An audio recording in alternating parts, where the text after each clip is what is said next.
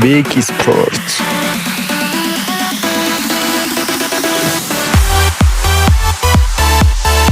ዕለታዊና አርሰናሎች መድፈኞቹ ከ20 ዓመታት በኋላ ለአውሮፓ ቻምፒየንስ ሊግ ፋይናል መድረሳቸውን አረጋገጡ።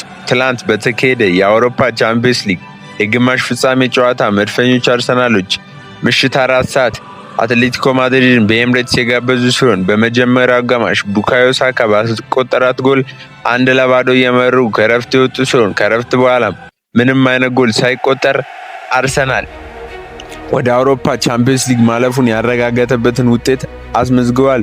በጨዋታውም ላይ ዲክላን ራይስ እጅግ ድንቅ የተባለ እንቅስቃሴ ሲያደርግ የጨዋታውም ኮከብ ተብሎ የተመረጠ ሲሆን ከሱ በተጨማሪ ጋብሪኤል ማጋሊሽ 2 ጎል ሊሆኑ የሚችሉ እጅግ ኳሶችን አውጥቷል።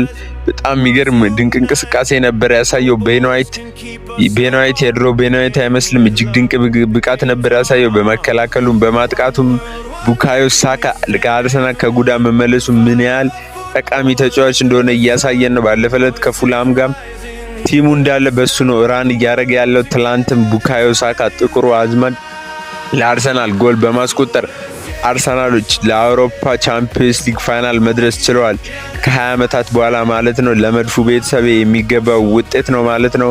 አርሰናል ይህን ሳምንት የአርሰናል ሳምንት ነው ማለት ይቻላል።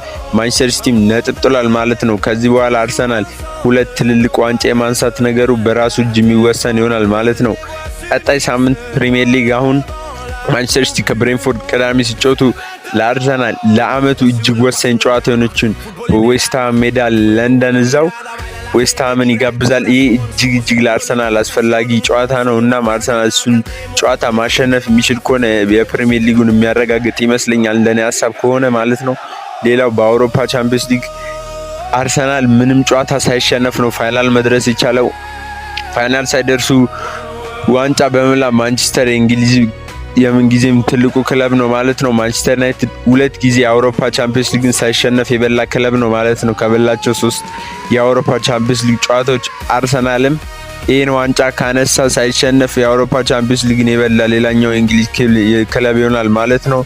መድፈኞቹ በጨዋታው ላይ ምንም እንከን የማይወጣለት ነበሩ። እያንዳንዱ ተጫዋች የሚያደርገው ቪክተር ዮኬሬሽ እያንዳንዱ ባትል እያሸነፈ ፋውል እንዲነፋ ሲያደርግ ነበረ። ቪክተር ዮኬሬሽ የሰሞንኛው አቋሙ በጣም የተስተካከለ ነው እየመጣ ያለው።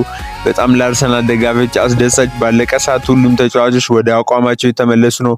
ሌላው ሚድፊልዱን እያረጋጋ ያለው ተጫዋች ሉዊስ ስኬሊ ነው። ሉዊስ ስኬሊ እስከሚወጣበት ድረስ በጣም እጅግ ድንቅ ተጫዋች ነበር እና አርሰናሎች ለአውሮፓ ቻምፒየንስ ሊግ ፋይናል ዛሬ ማን እንደሚያገኙ የማውቅ ይሆናል። ፓሪስ ጀርመን ወይስ ባየር ሙኒክ? ለአርሰናል የመድፈኞቹ ቤተሰብ የትኛው ይሻላቸዋል የሚለውን አሳውቁን።